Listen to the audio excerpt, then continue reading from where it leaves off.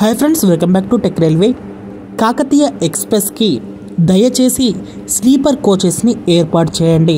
17659 17660 Secunderabad Bhadrachalam road Secunderabad మధ్యలో సేవలు అందించే కాకతీయ ఎక్స్ప్రెస్ ఈ ట్రైన్కి జూన్ నెల వరకు రేపల్లె ఎక్స్ప్రెస్ తోటి రేక్ షేరింగ్ అనేది ఉంటుండే.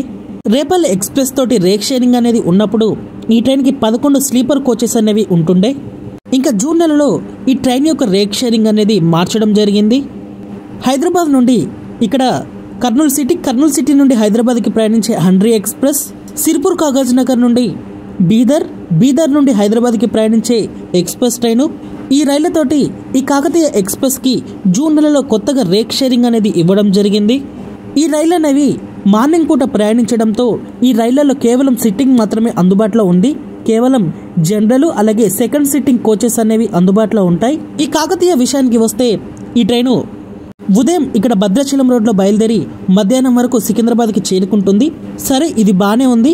కానీ రాత్రిపూట ఈ ట్రైన్లో ప్రయాణించాలంటే ప్రయాణికులు తీవ్రంగా ఇబ్బందులు అనేవి ఎదుర్కొంటున్నారు. సికింద్రాబాద్ రైల్వే స్టేషన్లో ప్రతిరోజు సాయంత్రం 5:25 ఈ కాకతీయ ఎక్స్ప్రెస్ ట్రైను 17659 సికింద్రాబాద్ నుంచి బయలుదేరుతుంది.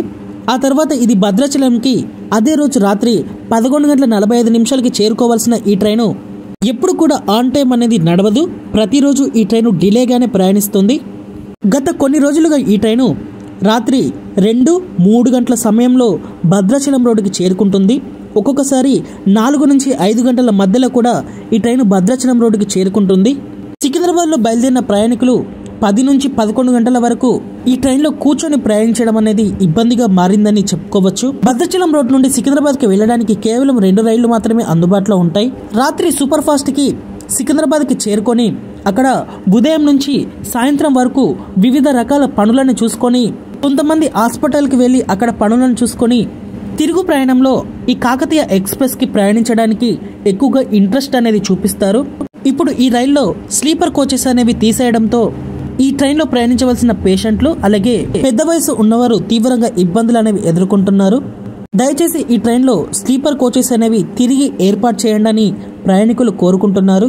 సెకండ్ సిట్టింగ్ కోచెస్ కూడా కనీసం కూర్చోడానికి కూడా కంఫర్ట్గా ఉండట్లేదు. సీట్స్ అనేవి అత్యంత చిన్నగా ఉండడం, ఒకే సీట్లో 3 కూర్చోవడం చాలా ఇరుగ్గా ఉంటుంది.